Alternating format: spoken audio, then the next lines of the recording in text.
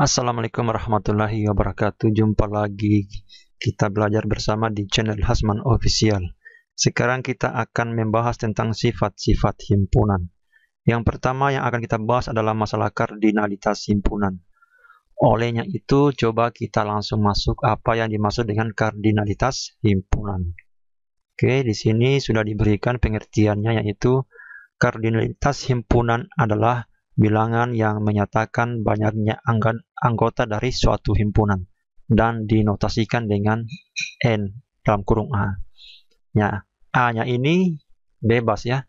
Kalau himpunannya adalah B, maka kardinalitasnya ya disimbolkan dengan NB. Tergantung dari simbol himpunannya. Kalau C berarti kardinalitas dari himpunan C disimbolkan dengan N C. Oke, seperti itu pengertiannya. Oke, dipahami ya. Kemudian hal-hal yang perlu diperhatikan dalam kardinalitas himpunan ini seperti berikut. Himpunan hingga adalah himpunan yang memiliki anggota hingga atau finite set. Contohnya seperti ini. A-nya ini yaitu himpunan yang terdiri dari bilangan 1, 2, 3, 4. Nah, seperti itu contoh himpunan hingga. Contoh lainnya misalnya G, anggotanya yaitu 2, 7, 8. Ini juga adalah contoh himpunan hingga, karena memang anggotanya berhingga. Nah, contoh himpunan tak hingga seperti berikut. Atau dengan kata lain infinite set. Misalnya B, 1, 2, 3, 4, dan seterusnya.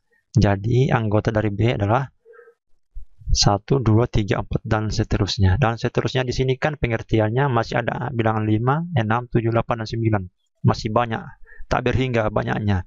Sehingga di sini kita akan katakan bahwa himpunan tersebut dinamakan himpunan tak berhingga. Oke. Nah, di sini kardinalitas himpunan hanya untuk himpunan yang hingga. Artinya hanya untuk himpunan yang anggotanya berhingga. Bagaimana kalau anggotanya tak berhingga? Maka kardinalitasnya nanti dibicarakan pada pembahasan tingkat lanjut, bukan di tingkat SMP ini. Oke, itu yang perlu dipahami. Coba sekarang adik-adik perhatikan contoh. Kalau kakak punya himpunan A yang anggotanya 2, 4, 6, 8, 10. Maka kardinalitasnya adalah, nah, masih ingat tadi kardinalitasnya yaitu banyaknya atau bilangan yang menyatakan banyaknya anggota dari suatu himpunan. Oke, kardinalitaskan tadi simbolnya N dalam kurung ya A, kalau himpunannya adalah A. Ada berapa banyaknya anggota di sini? 1, 2, 3, 4, 5. Sehingga kardinalitasnya yaitu 5. Oke, dipahami ya? Nah, sekarang yang ini. Yang ini himpunan B. Yang isinya 1, 3, 5, 7. Kardinalitasnya sama dengan, kardinalitasnya kan saya simbolkan dengan N dalam kurung B. Karena himpunannya adalah B. NB sama dengan, ada berapa semua jumlah isinya? Kalau kita daftarkan keseluruhan, nanti adik-adik daftarkan. Ini kan kalau saya daftarkan 1, 3, 5, 7, apalagi 9, 11, 13, 15, 17, 19, 21, 23, 25, 27, 29. Ada berapa semua? 1, 2, 3, 4, 5, 6, 7, 8, 9, 10, 11, 12, 13, 14, 15. 15. Sehingga di sini kardinalitasnya adalah 15. Oke, paham ya adik-adik? Oke. Nah, bagaimana kalau saya punya seperti ini? Katakanlah himpunan kakak seperti ini ya. C yang isinya 2, 4, 4, 5, 5. Maka kardinalitas dari C gimana? Nah, ingat ini 4 kan ada 2, 4, 4. ini dihitung satu kali saja ya dek. Ya, ini juga 5 ada 2. Dihitung juga satu kali. Jadi kalau ada yang sama, dihitungnya satu kali. Berarti kardinalitasnya yaitu berarti 2 dihitung 1, 4 ini dihitung satu kali ya.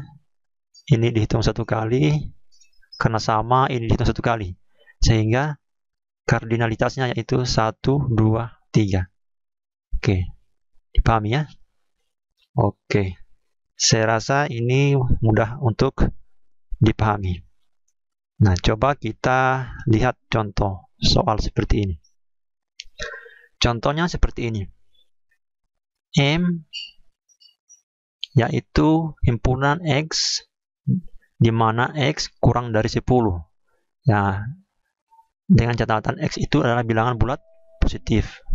Coba kalau kita daftarkan himpunan M tersebut, kita daftarkan anggotanya. M, anggotanya adalah bilangan bulat positif yang kurang dari 10.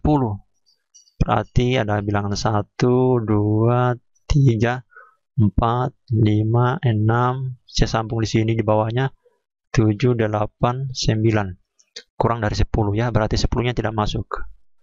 Maka kardinalitas dari M adalah, hitung saja ada berapa anggotanya M.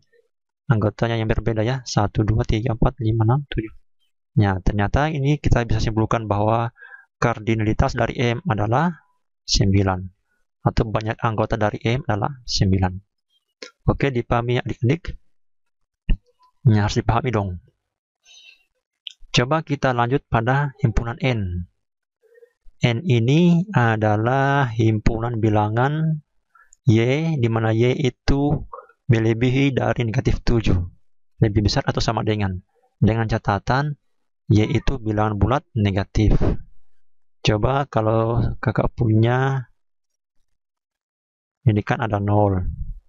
Ada negatif 1, negatif 2, negatif 3, negatif 4, negatif 5, negatif 6, negatif 7.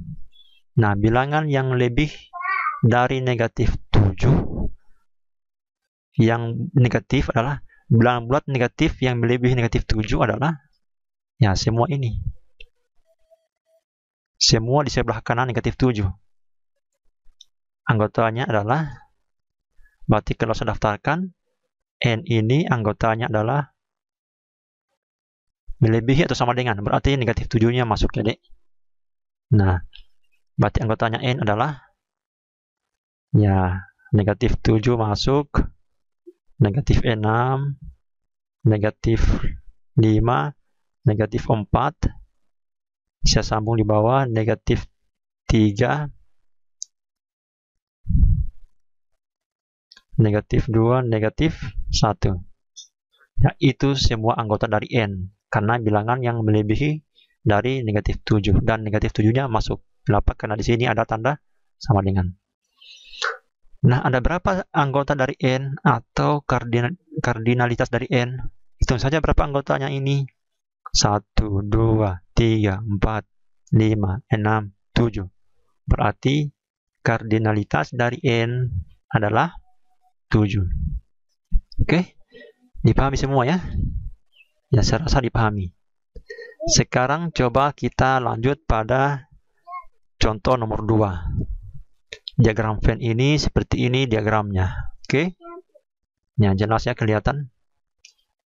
Setelah itu coba kita lihat apa pertanyaannya. Tentukan kardinalitas himpunan S, himpunan A dan himpunan B. Ya, kita perlu daftarkan dulu yang mana saja yang masuk dari anggota himpunan S. Anggota himpunan S adalah ya semua yang ada di kotak persegi panjang ini. Berarti ada A, B, C, D, E, F, G, H, I. A, B, C, D, E, F, G, H, I. Nah, semua yang di kotak persegi panjang masuk di anggota S. Nah, ada berapa semuanya? 1, 2, 3, 4, 5, 6, 7, 8, 9. Sehingga kita tulis kardinalitas dari himpunan S adalah 9. Nah, oke, yang ini sudah. Coba kita masuk himpunan A. Saya tulis di sini. Himpunan A itu anggotanya adalah A, B saja. A dan B. Sehingga di sini kita simpulkan bahwa kardinalitas dari himpunan A ada berapa anggotanya? Ini 1, 2, 2. Oke, dipahami ya? Oke, ini sudah. Sekarang coba kita lanjut pada himpunan B. Himpunan B di mana lagi saya tulis ini? Nah, di sini saya di bawah. Himpunan B itu isinya adalah ya, ini A dan B juga masuk ya. Berarti A, B, C, D. Himpunan B kan yang ini, yang biru ini ya. Perhatikan yang biru ini himpunan B. Berarti isinya adalah A, B, C, D, E. A, B, C, D, E. Sehingga bisa saya simpulkan kardinalitas dari himpunan B. Himpunannya ada berapa ini? 1, 2, 3, 4, 5. 5. Oke, bisa ya? Saya rasa bisa ya. Oke, selesai bagian A. Sekarang coba kita lihat pada pertanyaan B. Mengapa kardinalitas himpunan B lebih banyak dibandingkan kardinalitas himpunan A? Memangnya kardinalitas himpunan B yang mana? 5. Himpunan A? 2. Wow, ternyata benar ya. Kardinalitas himpunan B lebih banyak daripada kardinalitas himpunan A. Kenapa demikian? Ya, alasannya karena semua anggota di A masuk juga di B. Seperti itu alasannya. Dan ada anggota di B yang tidak masuk di A. Seperti itu ya.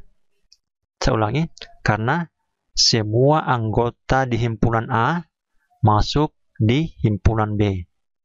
Dan ada anggota di himpunan B yang tidak masuk di himpunan A. Nah, itu alasannya. Dari gambar juga kelihatan. Nah, sekarang pertanyaannya, mengapa kardinalitas himpunan S lebih banyak dibandingkan kardinalitas himpunan A maupun himpunan B? Memangnya berapa kardinalitas himpunan S? 7. Nah, melebihi dari himpunan A yang hanya 2 dan himpunan B yang hanya 5. Kenapa demikian? Ya, karena himpunan S ini memuat himpunan A maupun himpunan B. Ya, jelas ya alasannya. Karena himpunan S ini memuat himpunan A maupun himpunan B. Jadi otomatis kardinalitas dari himpunan S lebih banyak daripada himpunan B maupun himpunan A. Oke, cukup sekian untuk pembahasan kardinalitas. Nanti kita lanjutkan pada pembahasan berikutnya.